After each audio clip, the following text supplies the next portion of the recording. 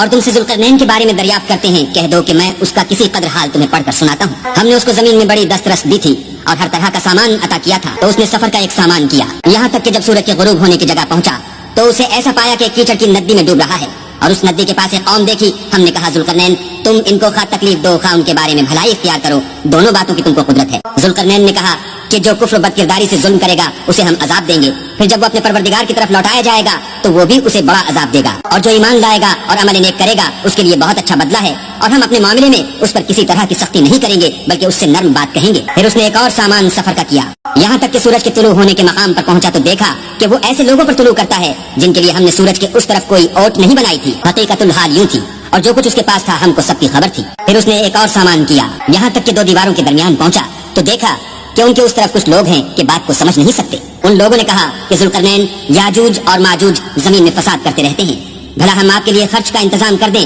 کہ آپ ہمارے اور ان کے درمیان ایک دیوار کھینچ دیں۔ ذوالقرنین نے کہا کہ خرچ کا جو مقدور اللہ نے مجھے بخشا ہے وہ بہت اچھا ہے، تم مجھے قوت بازو سے مدد دو، میں تمہارے اور ان کے درمیان ایک مضبوط اوٹ بنا دوں گا۔ تو تم لوہے کے بڑے بڑے تختے لاؤ۔ چنانچہ کام جاری کر دیا گیا، یہاں تک کہ جب اس نے دونوں پہاڑوں کے درمیان کا حصہ برابر کر دیا اور کہا کہ اب اسے دھوکو، یہاں تک کہ جب اس کو دھونک دھونک کر آگ کر دیا تو کہا کہ اب میرے پاس تانبا لاؤ کہ اس پر پگھلا کر ڈال دوں۔ پھر ان میں یہ قدرت نہ رہی کہ اس پر چڑھ سکیں، اور نہ یہ طاقت رہی کہ اس میں نقب لگا سکیں۔ بولا کہ یہ میرے پروردگار کی مہربانی ہے، جب میرے پروردگار کا وعدہ آ پہنچے گا تو اس کو ڈھا کر ہموار کر دے گا، اور میرے پروردگار کا وعدہ سچا ہے۔ اس روز ہم ان کو چھوڑ دیں گے کہ روئے زمین پر پھیل کر ایک دوسرے میں گھس جائیں گے، اور سور پھونکا جائے گا تو ہم سب کو جمع کر لیں گے، اور اس روز جہنم کو کافروں کے سامنے لائیں گے جن کی آنکھیں میری یاد سے پردے میں تھیں اور وہ سننے کی طاقت نہیں رکھتے تھے۔ کیا کافر یہ خیال کرتے ہیں کہ وہ ہمارے بندوں کو ہمارے سوا اپنا کارساز بنائیں گے تو ہم خفا نہیں ہوں گے؟ ہم نے ایسے کافروں کے لیے جہنم کی مہمانی تیار کر رکھی ہے۔ کہہ دو کہ ہم تمہیں بتائیں جو عملوں کے لحاظ سے بڑے نقصان میں ہیں، وہ لوگ جن کی ساری دنیا کی زندگی میں برباد ہو گئی اور وہ یہ سمجھے ہوئے ہیں کہ اچھے کام کر رہے ہیں۔